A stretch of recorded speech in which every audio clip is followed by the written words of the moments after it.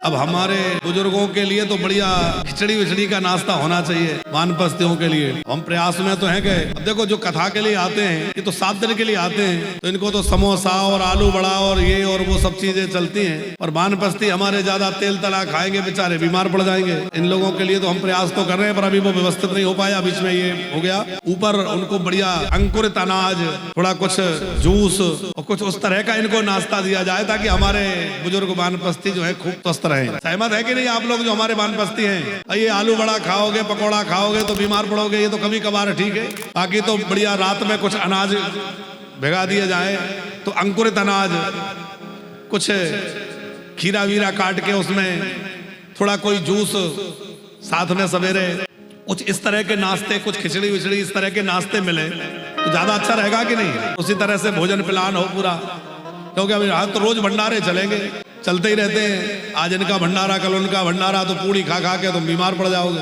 हमें चिंता रहे हमारे बुजुर्ग, अब गर्मी वैसे आ गई तो वानप्रस्थियों के लिए हमारा प्रयास तो है पर कहीं ना कहीं कोई वो आ जाता कोशिश में लगे।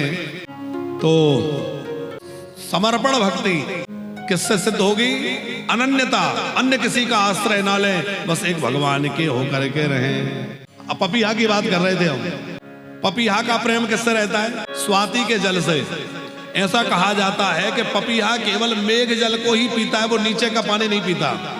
सरोवर भरा रहे, नदी बहती रहे, वो पानी नहीं पिएगा। वो कौन सा पानी पीता है? ऊपर से गिरने वाला जल, स्वाति का जल, क्योंकि उसका उसी से प्रेम है। अब जैसे ही बादल होते हैं तो बदल होने से वो बड़ा प्रसन्न होता है। अब पानी बरसेगा मैं पानी पीऊंगा, क्योंकि जेठ के महीने की प्यास उसको लगी है, जेठ का प्यासा है। अब जेठ का प्यासा पपीहा जब ऊपर देखता है कि बादल घुमड़ घुमड़ के आ रहे हैं तो वो बादल की ओर देख के बड़ा प्रसन्न होता है और चोंच उठा लेता है। पर कई बार पानी ना बरस के ओले बरस जाते हैं। ओले बरसते हैं तो उसकी चोंच में ओले की चोट लग जाती है, पर उसका प्रेम कम नहीं होता है, उसका प्रेम और बढ़ता है। भले ही आज मेरे ऊपर ये पाहन बरस गए हैं, भले ही पत्थर बरस रहा है, पर भैया मेरा प्रेम तो जल में है, उसी में रहेगा। कितना प्रेम रहता है? बोले एक बधिक ने, एक शिकारी ने एक पपीहे को बाण मारा, बाण लगा तो उड़ता उड़ता पपीहा गंगा जी के जल में जाके गिरा। बधिक बंधायो पुण्य जन, उलट उठाई चोंच। जैसे ही वो पपीहा गंगा जी में गिरा उसने अपनी चोंच ऊपर कर ली। तो किसी ने पूछा कि चोंच ऊपर क्यों कर ली?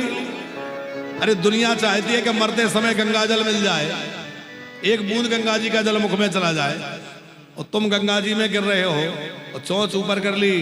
बोले इसलिए कि जीवन भर तो मैंने ऊपर का जल पिया है, अब मरते समय भी मेरे मुंह में गंगा जल ना चला जाए। मुझे तो मरते समय भी मिले, या तो ऊपर का जल मिले, अन्यथा मैं ऐसे ही मर जाऊं। ये उसका प्रेम है।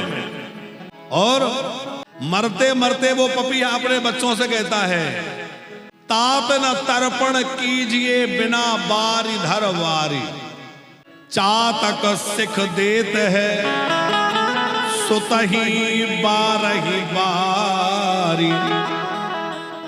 चातक ही